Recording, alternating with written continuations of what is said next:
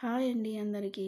ఈరోజు మనం రోజులాగా కాకుండా కొద్దిగా వెరైటీగా చాలా హెల్తీగా పిల్లలు కూడా ఇష్టపడే ఉప్మా సూప్ని ఎలా తయారు చేసుకోవాలో చూద్దాము.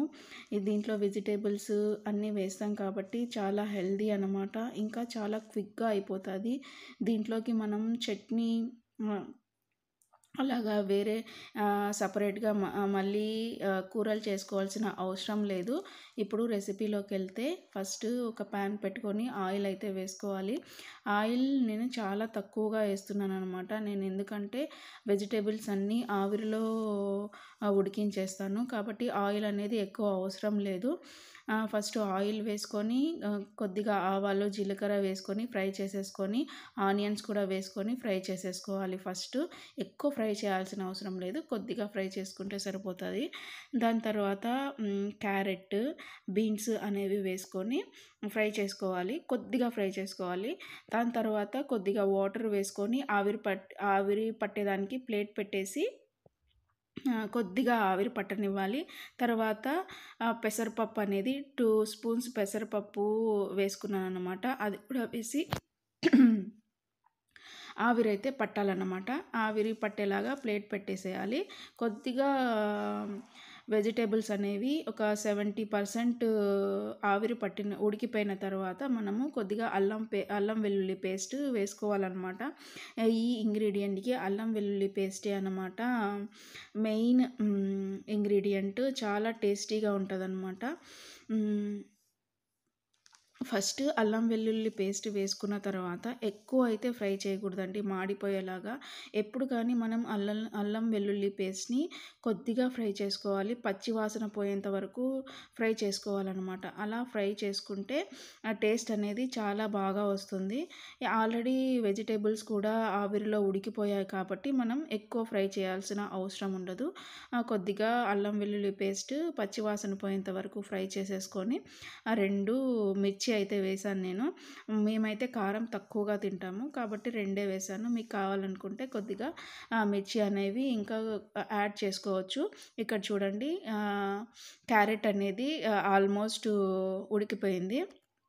ఇప్పుడు నేను 1 కప్పు గోధుమ రవ్వ తీసుకుందాం అనుకుంటున్నాను. 1 కప్పుకి 5 కప్పుల నీళ్ళు అయితే వేస్తున్నాను అనమాట. మనం ఇంకా కొద్దిగా లిక్విడ్గా కావాలనుకుంటే 6 కప్పులు కూడా వేసుకోవచ్చండి. నేనైతే 5 కప్పులు వాటర్ అయితే వేస్తున్నాను ఇక్కడ. 5 కప్పుల వాటర్ వేసేసి మనం బాగా ఉడికించాలి. ఇక్కడ మనం గోధుమ రవ్వే కాదండి, ఇంకా వేరే బెన్సీ రవ్వ కానీ గోధుమ రవ్వ కానీ ఇంకా బియ్యపు రవ్వ కానీ అరికలు కానీ కొర్రలు కానీ, అరికలు అయితే మనం కొద్దిగా ముందుగా నానబెట్టుకోవాలండి. 2-3 అవర్స్ ముందు నానబెట్టుకుంటే బాగా అయితే ఉడుకుతాయి అన్నమాట. అరికలు కానీ కొర్రలు కానీ ఇలా మనం వేసుకోవచ్చు. దీంట్లో చాలా టేస్టీగా ఉంటుందండి. ఈ గోధుమ రవ్వతో అయితే మనం ఏం ముందుగా నానబెట్టుకోవాల్సిన అవసరం లేదు. 5 గ్లాసుల వాటర్ వేస్తే సరిపోతుందన్నమాట. అరికలకైతే 1 గ్లాసు ఎక్కువ వాటర్ వేసుకోవాల్సి వస్తుంది. ఇక్కడ చూడండి, నేను సాల్ట్ సరిపోయిందా లేదా అనేది చూసాను అనమాట. మీరు ఇప్పుడు సాల్ట్ అనేది అడ్జస్ట్ చేసుకోవచ్చు, తక్కువ ఎక్కువ అనేది.